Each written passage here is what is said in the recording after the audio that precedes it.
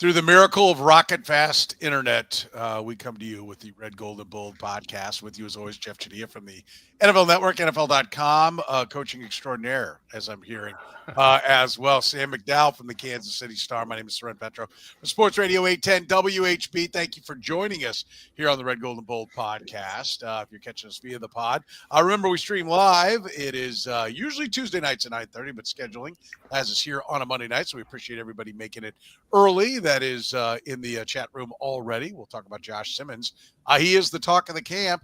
Is the hype warranted? Andy Reid revealed that Kristian Fulton had surgery. Do we have a right tackle job up for grabs? Can Jalen Royals fill in for Rashee Rice during his upcoming suspension? We'll try to get to some Omarr Norman-Lott, talk about his ankle, Kareem Hunt being locked in. We're doing it right here, right now. Red, Gold, and Bold podcast. You are listening to the Red, Gold, and Bold podcast, the most in-depth analysis of the Kansas City Chiefs on planet Earth, breaking down the Chiefs like no one else can. Red, Gold, and Bold is hosted by Jeff Chadiha, Sam McDowell, and Soren Petro. Jeff Chadiha is a senior columnist and on-air personality for the NFL Network and NFL.com. Sam McDowell is a columnist for the Kansas City Star. Soren Petro is the afternoon drive host of the program on Sports Radio 810 WHB in Kansas City.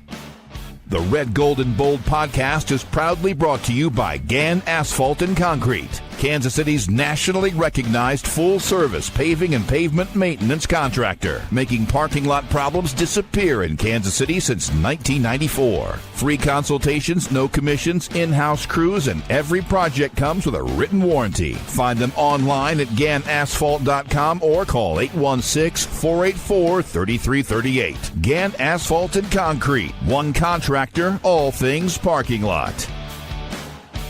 Now, here are the hosts of the Best Chiefs podcast, Jeff Chadiha, Sam McDowell, and Soren Petro.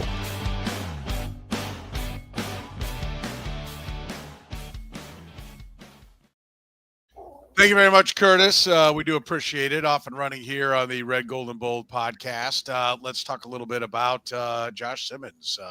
You have been up at camp, Sam. They've now put on the pads for a couple of days. The only thing anybody can talk about, it seems like, is Josh Simmons and how dominant he has been. Warranted this conversation, getting a little bit ahead of ourselves. Where do we sit right now with the Josh Simmons hype train? Are you perhaps engineering? Are you driving the hype train? No, I mean, I would agree with both of what you said, even though you phrased it as neither or, as far as like, is the hype warranted or are we getting ahead of ourselves? I think it's both. I mean, the pads came on yesterday as we sit here and talk on Monday. So he's practiced 2 days in pads and nothing's changed. He has still been really dominant out there. He had a rep today against Ashton Gelati where he just threw him to the ground, which, by the way, just as a funny side note that people might enjoy, the referees were out at practice today. And the refs threw a flag at the end of that. And it is by no means holding. And today happened to be the day that the refs also talk to the media. We get to talk to the refs once, and it's actually a very, very enjoyable conversation just to see how their jobs work. That ref was pretty adamant that he threw the flag correctly on that play. And got some pushback from the room about it. But was pretty, he hadn't seen, I don't think he'd gone back to watch it yet. But anyway, I just thought that was kind of a funny anecdote people might enjoy. But yeah, I mean, Josh Simmons, he's certainly looked the part, but as far as, I still think that we are in a first to market world where you got to be the one-up man that says, okay, now he's this, now he's this, no, now he's this. I'd still like to see it in game action to say this is a certainty. So what I will say for certain is that he's been impressive so far. Okay. I like that. I think I like the way you put it, that yes, it is a lot of hype, but listen, we're talking about a guy, Jeff, that was supposed to be a top 10 pick. And the only thing was the problem was the injury. And now if he's not hurt, if he's playing, the Chiefs now have a top 10 pick at left tackle. So the hype should be launched, right? It should be there. The question is, I guess, to what degree, but I certainly think the fans should be hyped on it, right? Like, I think that's the proper response as a fan of the Kansas City Chiefs. I think it's about whether or not the Chiefs buy into it too fast, whether or not Josh Simmons buys into his own hype too fast. There's still a long way to go and a lot of work to be done. Yeah, a lot of boxes need to be checked. And I've said this probably multiple times now talking about Josh Simmons. Like the first box was just getting through the rehab process and getting healthy enough to be in training camp. This is the second box to be checked, right? Being on the field in pads and for the first couple of days. But I think the hype has, to be honest with you, has less to do with his talent and more to do with how the Chiefs season went last year at that position. And so there certainly is a lot of somebody's got to come in here and be the savior.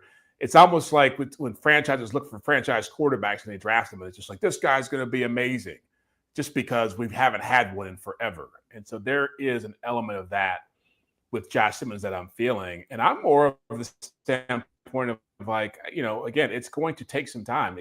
I'm sure it's great when you see him do what he did to Ashton Gillotte, as Sam said, but Ashton Gillotte is not Nick Bonito, and he's not Max Crosby, and he's not whoever else named the edge rusher the Chiefs will see this season. And so what he's doing in training camp at this stage, again, it's promising because of the worst case scenario. But I think in terms of long-term projections, I'm still like very, very cautious about casting too much hype on him because, again, it's like, who is he going to see in the Chiefs training camp who legitimately is going to cause him the kind of problems that he'll see from other opponents? Nobody. I think that's a fair point. Hang on, they jumped on me here. Jumped again. Brad says, when I see him versus Crosby, I'll have an opinion. Yeah. Right. And I do get that, right? Like we're not really getting into those are the guys that you're drafting him to handle, right? Are the biggest of the big boys. But you can't deny the physical attributes, right? Sam, I saw the video of the rep you're talking about against Ashton Gillotte. Number one, he overwhelms him. Now, again, Ashton Gillotte is not Max Crosby, but he's also not a guy off the street that they didn't draft. He's a third-round draft pick, and he overwhelmed him. He massively dominated him. I mean, he locked him up. Again, what if Ashton Gillotte ends up being Felix Anudike Uzama?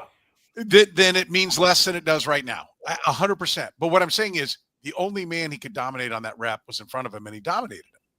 Right? Like Darian Kennard, who they put a lot less into, every rep I saw, he couldn't do anything.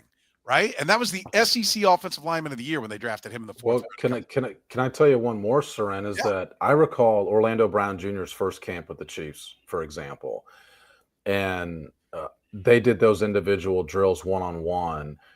And I texted a couple people and said, this might be a problem at left tackle. And it was because he got beat around the edge every time. Whoever was going against him just decided I can get to that spot quicker than he can. I don't have to try and make a move. He's just not quick enough to get there. Josh Simmons' technique, stands out in that sense in his positioning. Having said that, like everything Jeff said is valid. Yes. And, like Matt Nagy said today at the podium, he goes, he made 3 mistakes yesterday. I'm eager to watch the film to see if he made the same mistakes today. And Matt Nagy was praising Josh Simmons, but still had that caveat to it. We're just providing the same caveats that even the coaches are providing. And I think you can question whether or not this is a certainty while still saying he's been really good for the week, that all the clips you're seeing have been really good. And that's why I said, like, now we're in this first to market world where you're the first one to claim that he's a Hall of Fame player. And like, it's not bad that we just want to see more. I want to see this guy playing a game. Right. Like, that's okay. That's okay. Like, I think he's on the right track, but I'm eager to see him playing games. And that's ultimately where he's going to be judged. Like, all this stuff sounds great, but that's really all that matters. I mean, I can't go back. I probably could go back and look at everything that was being said about Kingsley Suamataia at this time. But I guarantee you it wasn't like, this guy's going to be a disaster. This might not work out. What are we doing here? Now, Simmons may be more talented, but I think that there's always an element of that in training camp of one, you're looking for a story. You want to be excited about something. There's always a great training camp story to be had somewhere. But I just worry, again, that people are acting as if this is the only problem the Chiefs had last year. And if this guy can't solve it, he's going to take all the blame for how this season turns out if they don't win a championship. I don't think he's going to take all the blame. I don't think he would. He would get the most scrutiny. I think Brett Veach would get it. Why'd you take a hurt guy? Right? Like, I think that's where that would come down, don't you? I mean, I don't know. I didn't hear Brett Veach's name getting called out when Chadiha was failing. It was Kingsley Sucks. Right? Veach never wore that one. I think there was plenty to go around. I mean, I think Andy Reid may have gotten more because of the BYU association that, it must have been Andy who really wanted this. There'll be plenty of blame to go around because it gets worse because now they've gone from a 3rd round pick to a 2nd round pick to a 1st round pick. Yeah. And you're carrying the failures of the two before you. Like Josh Simmons will not just be a 1st round pick. He'll be a 1st, 2nd, and 3rd because all the failures that came before him. And I've said it, when you take over a team that's losing, it's not your fault year 1, but by year 2, what's going on at that time is not only your fault, but all of the problems since the last time that team won is now you. Because a fan will start talking about how this guy sucked, he missed this. And, I've had tickets for 14 years and we haven't won anything. All of a sudden, the conversation, you're now dragged into the conversation of the failures of the entire team. It will be loud. It will be about Brett Veach. It will be about Andy Reid. It will be about Andy Heck, first and foremost.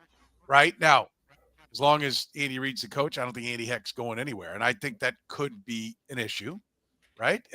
But, yeah, there'll be plenty of blame to go around on this one if it doesn't work. I don't think it's just going to be reserved for Josh Simmons. And don't we think right now that the only way it's not going to work? I mean, would you agree that it's starting to look more and more like the only way it doesn't work, Jeff, is if he's hurt, if the knee doesn't hold up, right? We're starting to see the positive physical attributes are there. Yeah, I don't think anybody questions his talent. And I want to make it clear, I'm rooting for the guy. I'm very empathetic about a Buckeye? Knee injuries. Buckeye? You're rooting for a Buckeye? Yeah, a guy had knee injuries. But I also know, having covered the NFL for 30 years, that I can think of one guy who had major knee surgery and came back the next year was exceptional. And that was Adrian Peterson. And he's a freak of nature. And he was a freak of nature when he showed up in the NFL. He'd been playing the NFL for like 7 years before it happened. I can't think of any other player in my time covering pro football, especially not someone who walked in with a major injury, who's come in and set the world on fire. That mean he can't do it.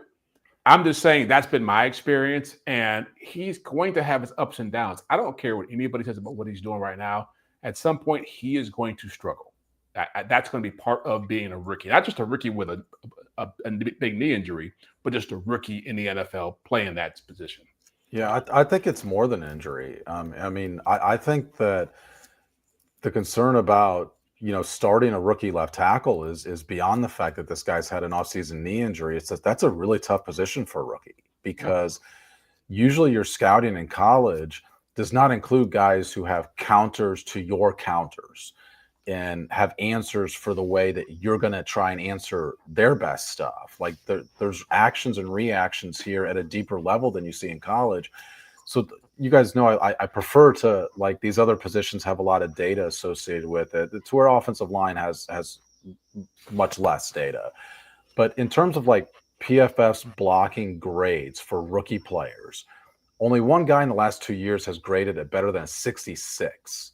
And it was Joe Alt last year for the Chargers. Only one rookie in the last 2 years has graded better than a 66. And that's because they're graded on an NFL scale. They're not graded on a rookie scale. And so I think Josh Simmons, for his first week in camp, has looked really, really good for a rookie offensive tackle. And I think he's looked good for any tackle. But these games will provide him a different sort of challenge. And even if he's a great player, it's still going to be a challenge unlike anything he's seen before that will require some adjustments and will take some time. Yeah, I think it's a fair point. There's a learning curve. Like it's not time to hit the panic button if he gets beat a couple of times, right? That's just what happens with young players. And Sam did a great job on one of the previous podcasts of breaking down just how seldom a rookie starts in the Super Bowl at left tackle. Now, part of that we know is like usually the highest left tackles are going to teams that are bad, that they're more than just that draft pick away. There's an element of small sample size to it, but it is a really difficult position. And when you make a mistake, it costs the team big time, right? That's part of it as well. So Yeah, I hear you. Let's talk about another injury. Andy Reid revealing that Kristian Fulton had surgery. Jeff, you chuckle. Yeah. The story gets better and better. It's just like, I don't know. I mean, obviously, he didn't provide a ton of details. Sam was there and was asking the question, was in on the conversation about it. It blew my mind that all of a sudden, oh, he's out in knee surgery. Like, that's the way it read. He just slipped it in. I mean, he just slipped it in and said, as he's listing the, brain stool out with the hamstring, Kristian Fulton knee surgery. So after he's done, I said, well, wait a minute. Did you say he had surgery? Yeah. And he goes, yeah, but that was back in, earlier in the off season. It was just a cleanup. But still, I mean, surgery is different than I'm physically just like feeling pain and whatever this ailment is. And why wasn't this brought up in the off season? When he wasn't doing anything. It seems, I don't know. They drive me crazy with how they deal with injuries sometimes. But this to me is just like, you've paid this guy what, $20 million over 2 years to be here, to be a starter, and he needs to really get cleaned up. I'm just like, what are we doing here? I mean, this has quietly been an issue for this team. Sam mentioned it in previous podcasts, a number of explosive plays allowed and trying to find McDuffie a spot to play at his best. And if Kristian Fulton is not going to be healthy throughout this year, and I was somebody who thought that was not going to be the case anyway, then there's going to be a problem back there. And with the Justin Reid being gone, it's a bigger problem. Yeah. Well, let me explain to you exactly the nature of that exact problem, which is, to me, the issue here isn't that Kristian Fulton is a stud cornerback and you're without Kristian Fulton. It is the trickle-down effect of who steps up. And so far in camp, initially Trent McDuffie was playing on the outside. Since they went to pads, we've seen a lot of Trent McDuffie in the slot. And the outside guys have been Jalen Watson and Najee Johnson. And the Najee Johnson aspect is the important aspect of this when it comes to explosive plays, because I looked this up over the weekend, because for all the work the offense is doing on throwing the ball deep, I actually argue the defense needs that work just as much. And Najee Johnson last year, on passes that were thrown 20 yards downfield, on downfield throws, Najee Johnson had a negative 0.3 WAR on those plays. That was tied for last in the NFL in defending deep passes. And so if you want to limit explosive passes, other teams decided that was a spot where they could get them. And by not having Kristian Fulton, suddenly that becomes your lineup. And right now it's the lineup that they're using with their ones. Yeah. Yeah. Listen, it is not ideal by any stretch of the imagination. Right. And, it is, when you let go of a good player that what he can do, and I get the thinking behind it and what they were doing, and letting Justin Reid go and spending the same money on Kristian Fulton. I mean, I understand the concept, like, hey, we got to get better at corner, but I don't know. Like, you take an injury risk, you touch the stove, as Eric Eager said, you're gonna find out it's hot. And the biggest indicator of a player getting hurt is that he's had a history of being hurt. Yeah, right? Yeah. Well, remember, who was it? David Amerson. They brought in when Mahomes was a rookie and cut him in training camp, and he was supposed to be a starter caliber, getting things figured out here type of player. And it was just, that was a big loss of that secondary. And it was a big issue. That secondary never got right the rest of that year. Yeah. Yeah, it is. And this is one this is when you're supposed to be getting all that timing down, and it's going by the wayside. We'll talk about the right tackle job here in a second after you hear from our friends at Gann Asphalt and Concrete. Gann Asphalt and Concrete, proudly serving the greater Kansas City area. Nationally recognized full-service paving and pavement maintenance contractor. Locally owned and making parking lot problems disappear in Kansas City since 1994. Let Gann educate you about the most cost-effective way to solve your parking lot problems. Free consultations, no commissions, in-house crews. Every project comes with a written warning. Gann Asphalt keeps your parking lot safer and helps you and your business avoid unnecessary delays and costly expenses. Find Gann online at GannAsphalt.com or call 816-484-3338. Gann Asphalt and Concrete. One contractor, all things parking lot. Northland Injury Law, Kansas City's Google 5-star rated personal injury lawyers, serving KC for more than 40 years, voted Kansas City's #1 accident lawyers, helping people with serious injuries from car accidents, work accidents, falls, and other personal injuries. Northland Injury Law doesn't get paid unless they get money for their client. Don't wait, get compensated now. If you have a case, text HURT to 22222. That's HURT to 22222, or call 816-400-HURT. That's 816-400-4878. The choice of a lawyer is an important one and should not be based solely upon advertisements. Let's talk about the right tackle position now. Juwan Taylor now splitting some reps with Jalen Moore. Is it officially a right tackle battle, Sam? I'm not convinced of that yet, just because Juwan Taylor got a late start on training camp because he missed the non-padded days. So he's still in this ramp-up period. But I'm also not convinced that's the only reason that Jalen Moore's getting some snaps at right tackle. And I mean, let's face it, we know the Chiefs' plans for next year. And those include Jalen Moore, and they do not include Juwan Taylor. So if this battle to me is anywhere close to even, then you're going to give the edge to the guy that you want to develop and play next year as well. So, yeah, I think Juwan Taylor should consider this a battle, and I definitely think even if the Chiefs aren't quite there yet, they don't mind Juwan Taylor's head being there and thinking that he's got some competition. Why is it, Jeff, that, we hear nothing about anybody really challenging Kingsley Suamataia except for one offhanded comment on Mike Caliendo and Frank Caliendo. Mike Caliendo. Mike Caliendo. It's the same guy. Yeah. Mike Caliendo. And by the way, Kingsley's gotten all the first team reps, so that has not even happened. Yeah. And so why is that? But then Juwan Taylor, who certainly has been the better player of those two, and Sam gave the obvious one, the injury part. I get it, but it does seem like there might be just a little bit of a head game going on here. Yeah, trying to reach Juwan Taylor through like enough of some of your shenanigans.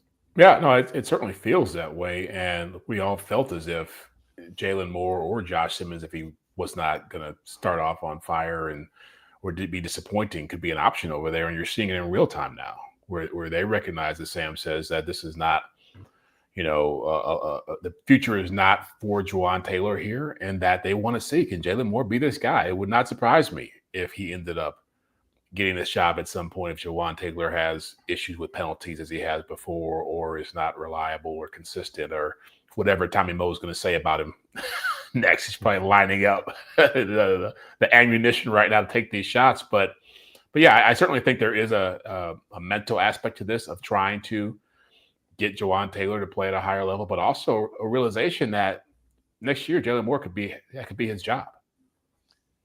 Is this the worst signing of Brett Veach's tenure? 4 years, $80 million. You said he was lining it up. He was. He's about ready to hit send on it. Tommy said, Juwan Taylor. By the way, Tommy came by my remote today, and so I got to hear Tommy, right in my face today with some of his opinions. But Sam, is this the worst signing? I'd have to go year by year to make sure I'm not forgetting somebody. I mean, it's got to be among his most expensive free agent signings, right? Yeah. I mean, to me, I hate to say it, but I feel like, okay, let's loop right back around into the same conversation we always have when this subject comes up. If not him, then who?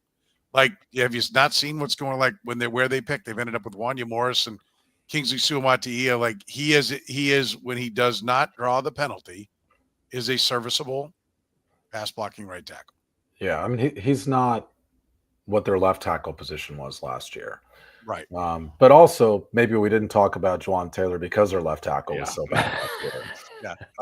Alex said the same thing. I criticized him, but he's been a solid pro, right? Like that's pass pro is what Alex is saying. And Alex is right. Like he's much better in pass pro than he is in run blocking, but like that's what the Chiefs should be prioritizing. By the way, let's point out what Terry said. I'm sorry, Soren. Tommy's torture. He wasn't that bad today. I've known Tommy for a while. Yeah, but it is, look, do you want better? Yes, but we know where they were at that time. And, they made that move when Orlando Brown bailed, right? That was a reaction to Orlando Brown not taking the money. And so when he didn't take the money, they gave it to Jawaan Taylor. So it's not easy. We all agree that finding tackles is not easy when you're picking down at the bottom of the draft. The best way to get them is to draft them and draft them high, right? Or is to draft them high. I don't want to say draft them and draft them high. Is to draft them high. Almost all of them go really high. It's easier to find a guy who's 6'7", 335. He stands out in a crowd. More so than every running back in the NFL is from 5'8" and 3/4 to 5'10" and a half, and from 208 to 221 pounds. Every single one. Trust me. You look at them all, they're all exactly the same size. It's much harder to find the guy that stands out. The tackles they're a select human being. And that's also true because of the way the Chiefs play, right? Because they ask a lot of their tackles. They're not consistent running the football. And so you're asking guys to really not just be on an island, but with the understanding the other team knows that, okay, we can just tee off in the way that the Eagles teed off against them and other teams have teed off against them. That's just part of the game. It's just like they can make life easier for these guys if they want to, but they also want to be able to run out 5 receivers in the patterns and have Mahomes run around and do what he wants to do. And I do think that's something that doesn't get mentioned enough when it comes to their offensive tackle play. Will this get the best out of Jawaan Taylor, Sam? I mean, does this work? I mean, knowing that he's basically in a contract year, that he's going to be on the market, he's going to be a cap cut, he's going to be out there, having Jalen Moore taking reps over there, does this ultimately work and we get the best version of Jawaan Taylor this year? I'm a big believer that competition brings out the best in most players. So, yeah, for that reason, I would say yes. I mean, also, Jawaan Taylor actually should be in line to get paid again. I mean, he's only 27 years old. And, he'll be 28, I think, by the time that free agency hits. I think he turns 28 during the season. But, for a tackle, he should be able to land another deal if he has a good year. We might forget that they did bench Jawaan Taylor once, that's week 2 in Jacksonville after Chris Collinsworth put him in the spotlight. In week 2 in Jacksonville, he got benched. He got yanked mid-game. But the thing is, they weren't confident in who they were going to. It was more just send Jawaan a message. This time, I think they might have some confidence in who they'd be going to. And therefore, it's got to feel much more realistic to him that his job is, needs to be earned on a week-to-week basis. By the way, Renee says this will be Taylor's best season as a Chief. Terry says human nature says yes, it will be his best season. I think I like the competition thing, and I think the contract year is undefeated. It's a great phrase. And this is whether he, I think he realizes it. Certainly his agent realizes it. This is a contract year for him. So I think you are going to see the best of Jawaan Taylor, whatever that might be. And I think that's a good thing for the Chiefs. Let's talk about Jalen Royals. Is he ready, Sam, to fill in for Rashee Rice during a suspension? Are you seeing what you want to see to believe that Jalen Royals is ready to be a contributor right away? Quicker than I expected. I don't think that he can fill in for Rashee Rice, but Royals, I thought, struggled during the summer. He was injured a couple of times, and this sort of I just need to sit out a few plays way. Not seriously injured. One was the foot that had bothered him in college. He's been good in training camp, and really, I mean, him and Tyquan Thornton have been the surprises among the deeper levels of wide receiver group. But he's also almost strictly run the underneath stuff. And that's what does remind me of Rashee Rice, not the talent necessarily, but when Xavier Worthy was a rookie last year, for example, they told him to learn all the positions. When Rashee Rice was a rookie the year before, they said, this is the role you're going to learn, and then we'll expand your role from there. It feels like that's the treatment that Jalen Royals is getting because a lot of his stuff has been slants. And to me, if you could have Rashee Rice in the slot and then, you want to move Xavier Worthy around, if Jalen Royals could play the X position, that would be a desperate need for this team, the way that Sammy Watkins used to play it, for example, when their offense was number 1 in the league. How about you? Jeff, we've been not critical, but we've pointed out that it has not been super productive rookie years for wide receivers in Andy Reid's scheme. If they can get to the opener with Hollywood Brown, presuming that the suspension comes down before the opener, with Hollywood Brown and Xavier Worthy, can Jalen Royals do enough to be the third guy? Can he step in and at least keep this offense? I don't want to say not missing a beat because it seems like Rashee Rice is barreling towards again being the number one option. What can we expect out of a rookie in this position? I wouldn't have huge expectations. I would think that if he is put in that role, I do like him more in that role than Juju, even though Juju has been around. I think Juju's just so slow and beat up now that I would love to see what Royals can do in that spot. I was high on him coming out of the draft, but Sam's right. There is a dynamic here in play that I don't think he's going to get the same benefits that Rashee Rice got. Rashee Rice literally became the only real option as a rookie to be a difference maker at receiver because of all the Kadarius Toney issues and everybody else dropping the ball. So they really reworked the offense to fit his skill set. I don't think they're going to do that for Jalen Royals with Rashee Rice down. One, I don't think that they see it as a long-term answer at this stage, but I also feel as if they do expect more from Xavier Worthy and Hollywood Brown. So I feel like he would get more run, but I also don't think the impact would be the same in this situation. I think it's a little scary when he's already kind of coming out for plays here and there. Like if you want to count on somebody, and that was one of the things he missed games last year. Yeah. If he's already kind of that was during the summer. I still want to allow you to make your point, but I just want to clarify that was during the summer. I haven't seen him do that during camp yet. That's good. That's a positive because that's Wanya Morris, right? I think that was one of the things that we talk about Kingsley Suamataia in the back of my head when I would watch Wanya Morris come off the practice field for a few plays. It's the old, are you hurt or are you injured? Can we count on you? Like we want to build that chemistry. We don't want you stepping out of the game. Receivers a little bit different in the sense that guys kind of come and go out of the game more so than the offensive line. Those five guys stay in and play the whole time. But that is a little bit concerning. I still, I was asking some people like, why is he here in the fourth round? Right? Like, I mean, let's go back to when we talked in the draft. It's like everyone liked the fact that Royals landed in Kansas City because everybody thought he was supposed to be a second round pick. Then you ask yourself, well, why did everybody pass on him 3 times? You got an answer for that, Sam, besides just the foot, anything like that? Is there anything you're seeing that you're like, this might have been what it is? He doesn't adjust in the air. He, doesn't track the ball. Is there anything you're seeing that you're like, okay, maybe this is what pushed him down further than people thought? Yeah, I mean, we haven't seen him. First of all, NFL teams hadn't seen him against great competition yet. And anytime that's the case with a wide receiver, you wonder about their ability to get open because I think a lot of what Jalen Royals was doing in college was he made catches in traffic. And so far, what I've seen him in camp is run a lot of that underneath stuff. I've seen him run a ton of slant patterns. I haven't seen him run a ton of deep patterns yet. And so I haven't seen a diverse route tree yet. We're 2 days into padded practice. But it just seems like I said, it feels early on like there's some of this Rashee Rice layering on, which is typical. Like Xavier Worthy was the outlier when they said, we're going to make you learn every position early because we think you can handle it. Rashee Rice was the norm to say, this is going to be a role early. We'll try and expand it as the year goes on. So 2 days in, I think he's looked really good. There's still all sorts of questions about, just as there are all the rookies. Yeah. No, I would agree. He's got to, get up to speed quick though if he's going to replace Juju. And you hit on it. The lack of speed, Jeff. That's not something that they, want. They want somebody who's fast, and that's one of the reasons why Royals is here. So he needs to get up to speed so they can try to keep as much, literally get up to speed so they can have speed on the field.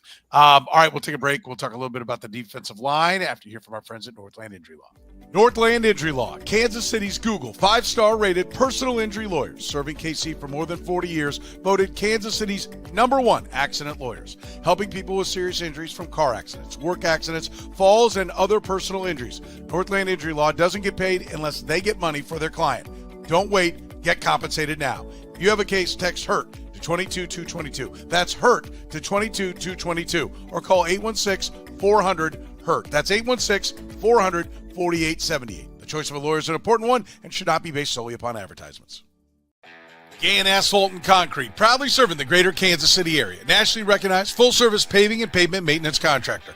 Locally owned and making parking lot problems disappear in Kansas City since 1994. Let GAN educate you about the most cost-effective way to solve your parking lot problems. With free consultations, no commissions, in-house crews, and every project comes with a written warranty, GAN Asphalt keeps your parking lot safer and helps you and your business avoid unnecessary delays and costly expenses. Find GAN online at GANasphalt.com or call 816-484-3338. GAN Asphalt and Concrete. One contractor, all things parking lot.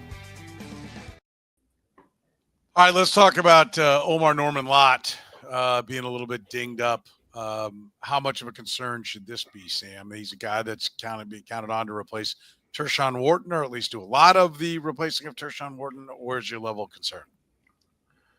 I think nothing yet, I guess. I'm still eager to see if this is going to be like part of a pattern, but he did. So he tweaked his ankle on like the very first rep, basically, of the team stuff with padded practice on Sunday. And then he was he limped to the sideline, and then he was in the medical tent for a while.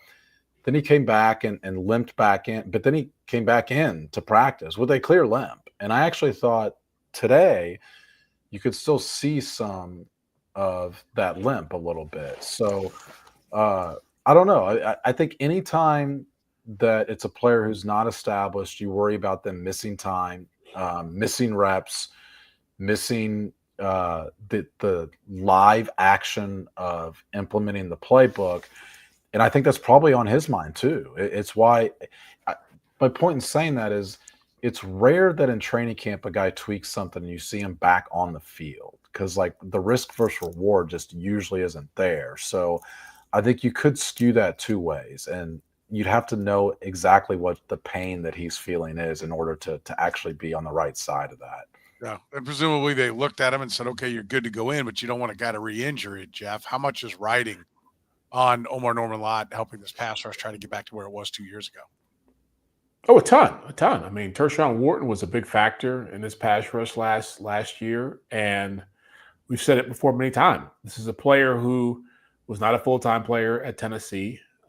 You wonder about the durability. You wonder about the effectiveness when he's playing more reps. And I don't want to make too much of a sprained ankle, but yeah, it's not a good sign at this stage in camp to already be getting banged up, because you wonder, how is he going to be when he's getting more reps against bigger and better players? Is this going to be a long-term issue? And we all feel like they reached for this guy because they had to find somebody to fill that spot. So yeah, if he's somebody who is going to be injury prone, and I'm not saying I feel that way right now, but I do think given his background, the potential for him to be injury prone is certainly high. Yeah, everybody needs repetitions. Everybody gets better no matter what it is with repetitions. But defensive line is such an athlete-driven event, and what you're doing. I mean, is it a spot that if he were to sit down and miss some time, it's, the easiest to make up because it is so much just a one-on-one battle, more so than maybe a lot of other spots on the field? Go ahead, Jeff. I was going to say, at that spot, I think you've got to get your body used to the banging and used to the fact that it's going to be a much tougher road to go. Again, I don't know how many guys were in the rotation at Tennessee, but playing in the trenches, you do get used to 15. Probably literally 15. Yeah. But you do get used to a certain expectation of your body.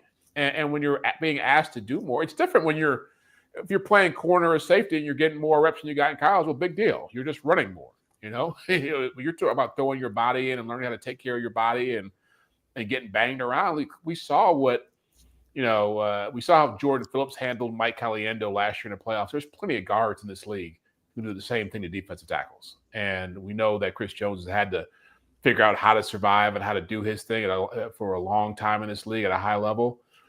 For Norman-Lott, it's going to be the same type of adjustment. And again, a guy I'm rooting for. I want to see him do well, but I do have pause that a guy who didn't play a whole lot in college is going to be asked to do a whole lot more here. It's a weird expectation to put on a guy. What stands out to me, like we talked about Josh Simmons, and Jeff, you brought up the point as far as Max Crosby is not lining up against him at Chiefs training camp, right? I mean, the elite pass rushers George Karlaftis is a good pass rusher. He's not one of the elite pass rushers of the league. The opposite's true for Omarr Norman-Lott, that he's seen Trey Smith and Creed Humphrey all the time.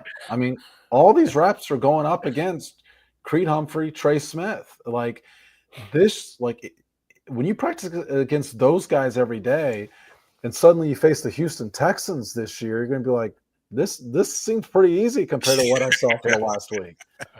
He did call Creed Humphrey a brick wall, right? Yeah. But did it good-natured. They are getting everyone along that defensive line a chance to measure themselves against the best of the best. I mean, that is a positive, right? Like, I mean, iron sharpens iron. We Jeff, you're a fan that, whatever he is in practice, he should look better against everybody else. Certainly the aforementioned Texans. No, Sam makes a great point. It's a great point that he should grow and learn. He should grow and learn sitting next to Chris Jones every day in meetings and on practice field. He should pick up all these tips. And so, but the original question was, how important is he? He is really vital, because I can't think of anybody else on that defensive line at that spot who could, if he doesn't play well, could have a huge impact, or if he does play well, could have a huge impact. Yeah, I mean, I think the answer to that is they'd use defensive ends to rush the quarterback. I think it's Charles Omenihu and Mike Dana are going to be the third down guys, if that. I mean, I think, it's what we said about the competition he's facing, what Jeff said about, getting reps alongside Chris Jones. And the third thing that I'm stunned Soren hasn't mentioned is when they watch film, he's watching Derek Nottie all the time. So 3 things. That's right. You said that, I'm like, where is this going? What about this? Sorry, what should I have been looking at? And I was like, okay. No, we're just taking a shot at me out of nowhere. Okay, I got it. Yeah, that's good. Let's talk about Kareem Hunt. Let's talk about the running back position. He's more locked in right now. Jeff, what does that mean? Well, it means knows he's going to have to work a little bit harder going into this season. I think last year was a great setup for Kareem Hunt, because he did not have to be in training camp, didn't have to have his body getting beaten up, worn down. And when he showed up here, he had a certain level of energy and burst, if you want to use that word. Maybe not the best word, but he was fresh when he got here. And so when you are his age and you're going through training camp, and I know they get vets days and all this stuff, and he'll get his breaks, it's a little bit different.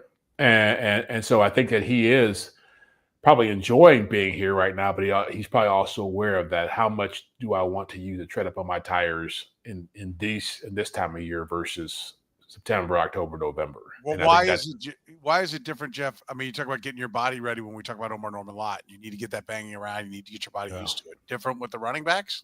Well, he's older. If he was 24, it'd be a different conversation. But yeah, I mean, he's older. He's older, and he's put in more years, and he knows. I think every running back knows how much they have left and how to manage that a little more carefully as you get older. And he's gotten a lot of praise for being one of the best short yardage options in the league, rightly so. But I think he's got to be more than that for this team.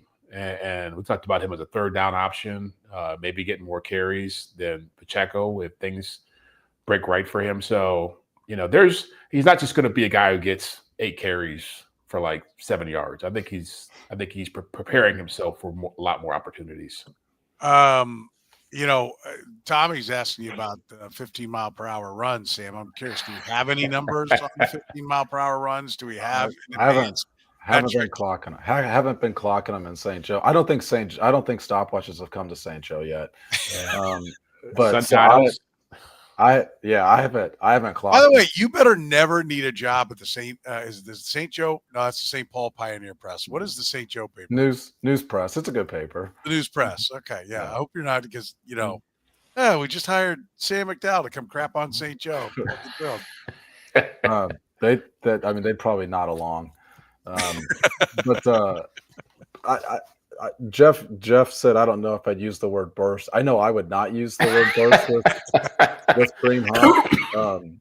I mean, his reps are not speedy. I also they haven't done a ton of running stuff. They did some of the 9-on-7 run drills, and He's the second guy in. I mean, the rotation so far to me has looked like it's Pacheco, then Kareem Hunt, then Elijah Mitchell, and then the occasional Brashard Smith rep. And so I think all four of those guys right now look like they'll probably make it. But I envision Kareem Hunt, like if he's your workhorse running back, it's because there's been injuries. I mean, you want him to be your short yardage back. And I think they envision it that way as well, right? Like I don't have any pretenses that it's anything different than that.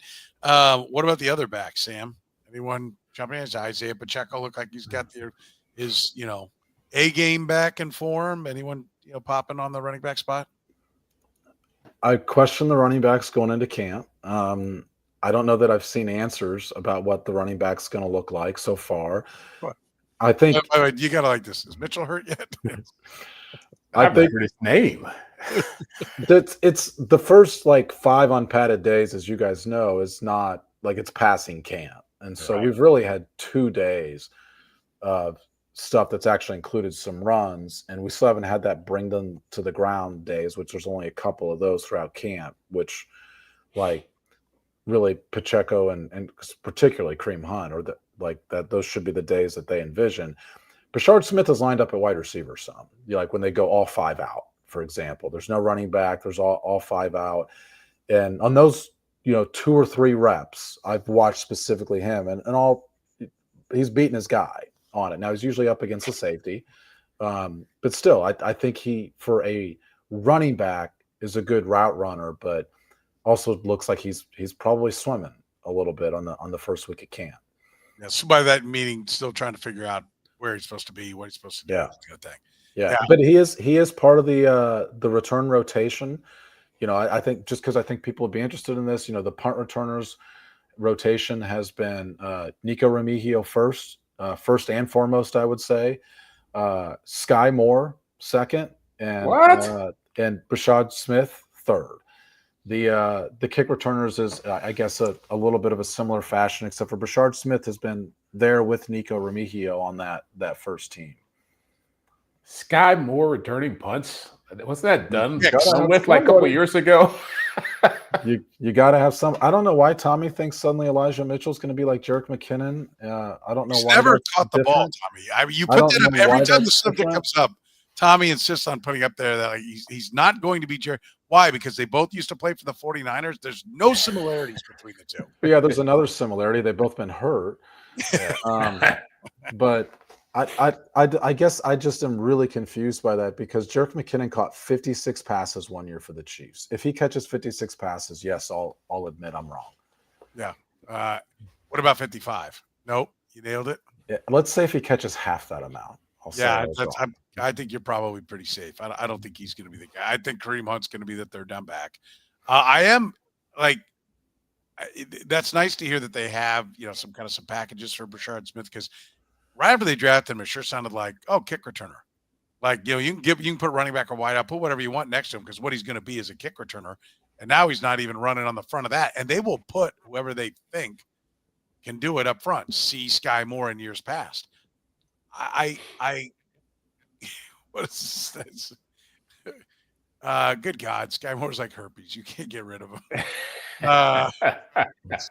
I can't speak to that experience. So I have to take your word for it on that. But yeah, for the life of me, I can't get it. And we are, as you pointed out, on kick returns, there's going to be 2 guys back. So the kick returns have been Smith and Remigio. The punt returns is where Sky Moore's getting.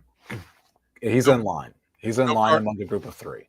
No Carson Steele on the kick returns. Not in that first group. The kick returns, they give a lot of guys chances as part of that kick return. So there's 8 guys back there. The punt returners is a smaller group. But I will say, Nico Remigio is the first guy out in both of those groups. And he has not been getting any reps with the first team, with the wide receiver group. But, it's very clear who Dave Tobe's pick would be if he gets a pick for a return.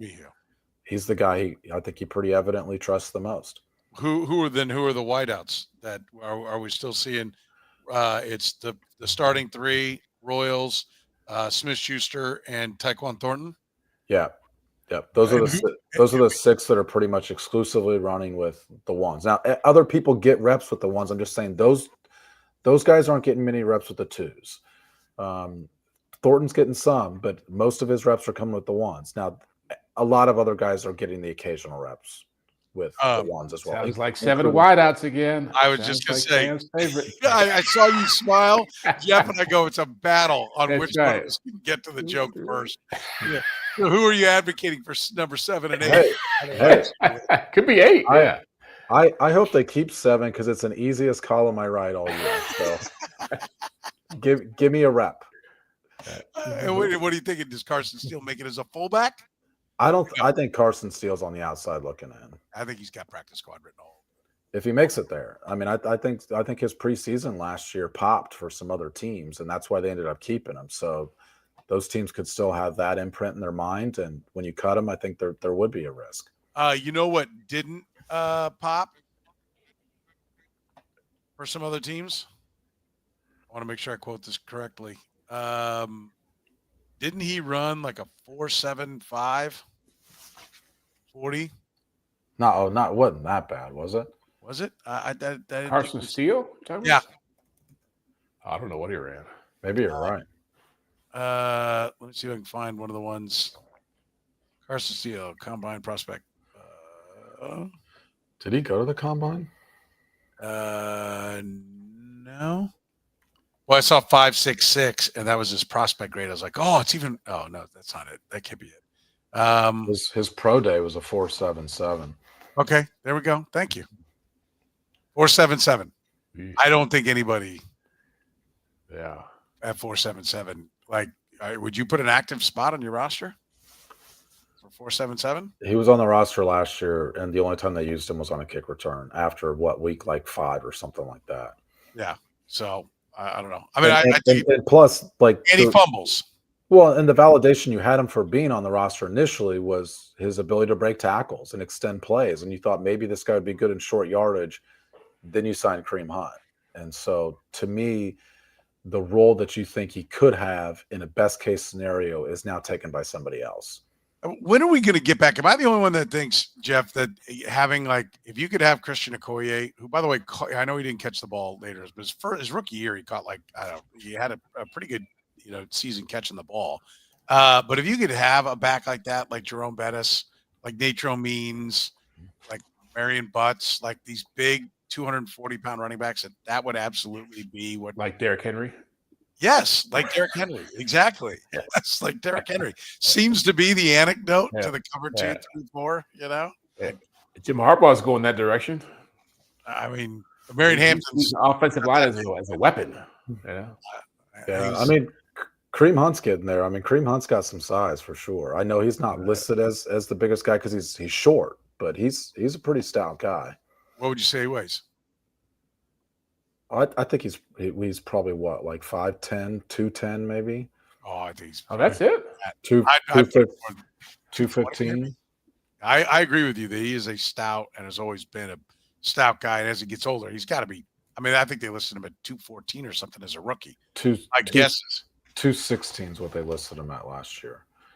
I would ask him to go ahead and put his other leg on the scale and see what it comes in at that point. I would bet 230 before I'd bet 215. Oh, I don't think he's 230. You don't think so? No, but I mean that's sort of the new iteration of those guys you're talking about, Soren. Like we don't see 250 anymore. We don't see 240. Yeah. I don't even know what that one is. What am I going to put up there? By the way, when I bet 230 over 215, I'm saying I'd take over 222.5. Say 223 plus is where I would put it. So we'll see. More practices to go. Obviously, still got another week and a half before they start games. So we'll get a lot more information between now and then. Of course, if you need information when it comes to your parking lot, do you manage or own a business? Gann Asphalt and Concrete proudly serves the greater Kansas City area. Nationally recognized full-service paving and pavement maintenance contractor, locally owned and operated, making parking lot problems disappear since 1994. You can give them a call at 816-484-3338 or find them online at ganasphalt.com. And if you've been hurt in an accident, Kansas City's Google 5-star rated personal injury lawyers are Northland Injury Law, voted Kansas City's #1 accident lawyers. You've been hurt in an accident. If you have a case, text HURT to 22222. That's HURT, HURT to 22222, or call 816-400-HURT. For Jeff Chadiha from the NFL Network, Sam McDowell from the Kansas City Star, I'm Soren Petro saying thank you very much for joining us here on the Red, Gold, and Bold podcast.